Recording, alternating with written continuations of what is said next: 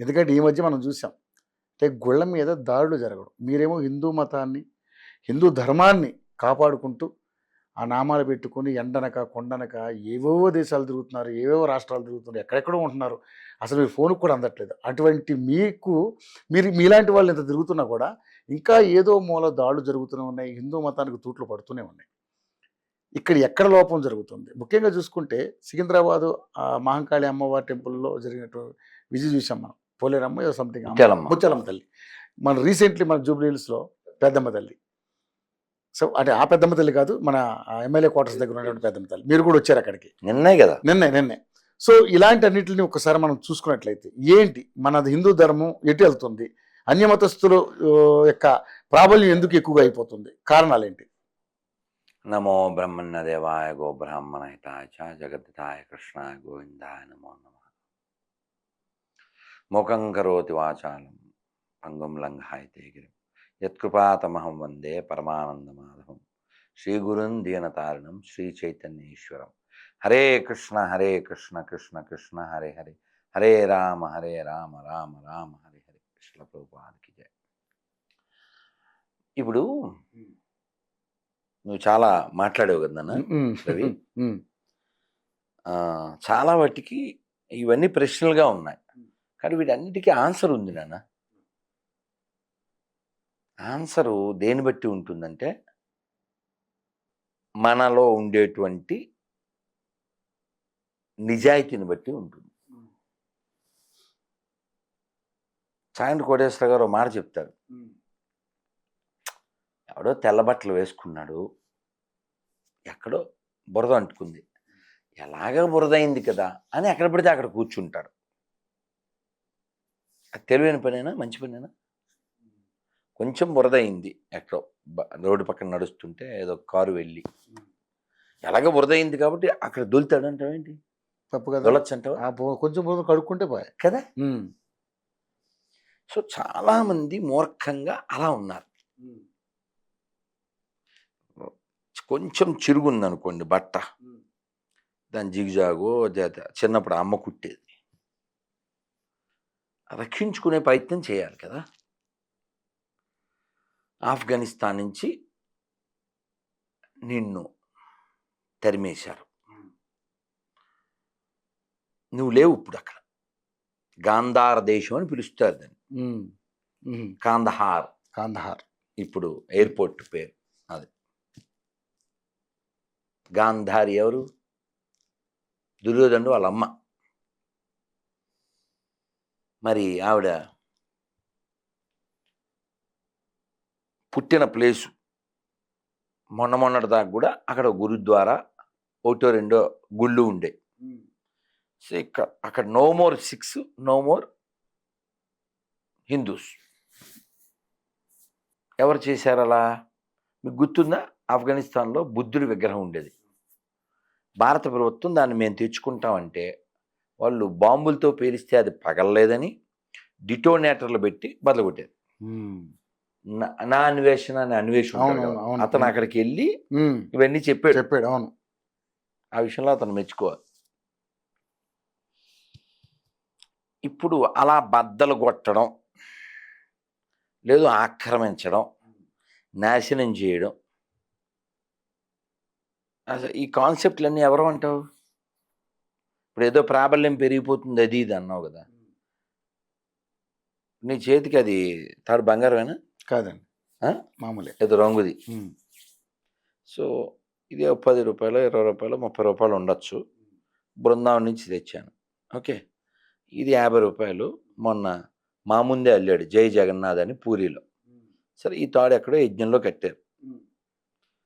ఇప్పుడు అది కాకుండా ఇక్కడ బంగారం దండి, ఇక్కడ దాకా బంగారం, ఇక్కడ బంగారం దిగేసుకుని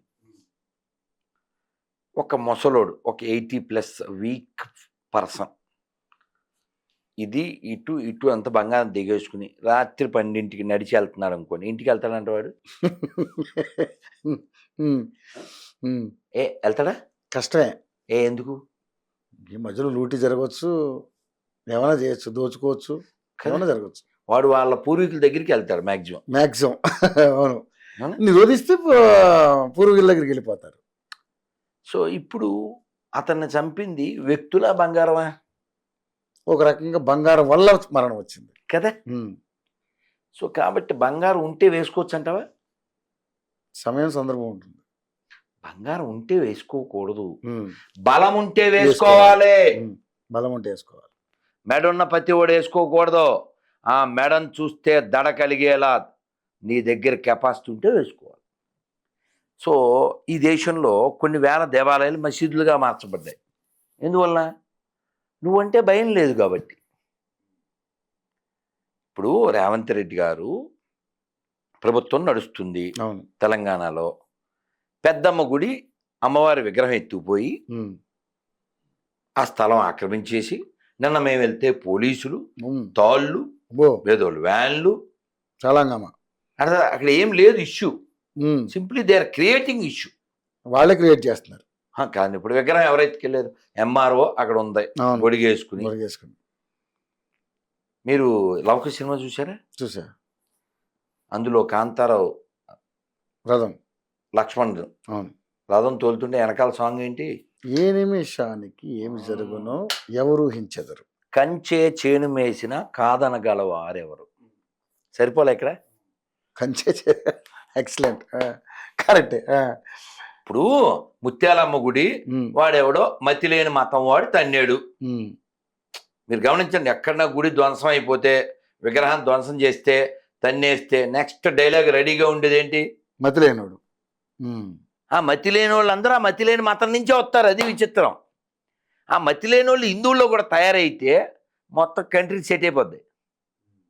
సరే, అది పక్కన పెడదాం. ఇప్పుడు ఆ విగ్రహం ఎక్కడుంది? ఎక్కడో దగ్గర సేఫ్టీగా పెట్టారు అని తెలిసింది. ఎందుకు తీయాలి అసలు? మరి స్లాబ్ మొత్తం కూలిపోయింది దాని మీద, విగ్రహం మీద.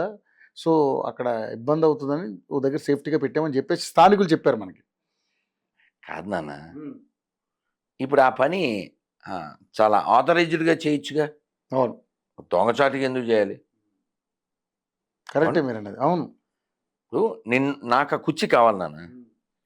ఇప్పుడు నిన్ను అలా కాళ్ళ పట్టుకు లాగాలంటావు ఏంటి?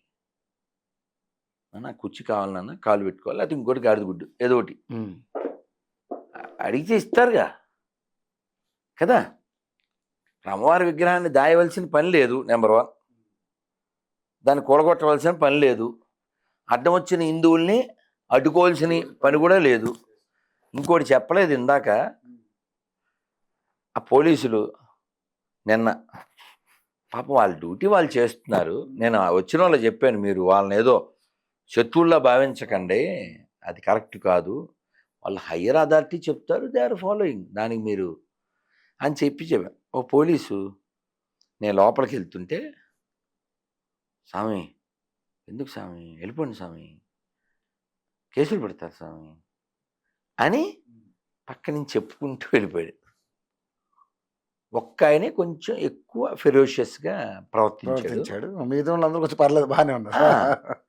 ఆ లేడీ కానిస్టేబుల్స్ అంతా వచ్చారు.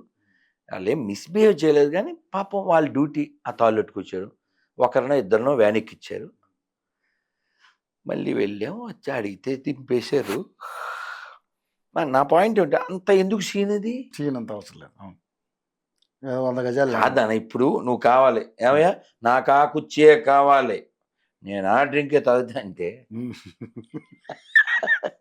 నాకు ఆ కూల్ డ్రింకే కాదన్న. ఇప్పుడు నువ్వు దేని గొడవ పెడతావేంటి? కాదు కదా. సో ఆ స్థలం విషయంలో గవర్నమెంట్కి, అసలు గవర్నమెంట్ ఆఫ్ తెలంగాణకి ఏం ఆలోచనలు ఉన్నాయో అలా ఎందుకు తీసుకోవాలి? పెద్ద ఇది why you are making issue. అసలు ఇప్పుడు హైదరాబాద్లో తెలంగాణలో అసలు ఇష్యూలు ఏం లేవా? బొచ్చాడు ఉన్నాయి, సాల్వ్ చేయాల్సినవి చాలా ఉన్నాయి. Why you are creating new issues?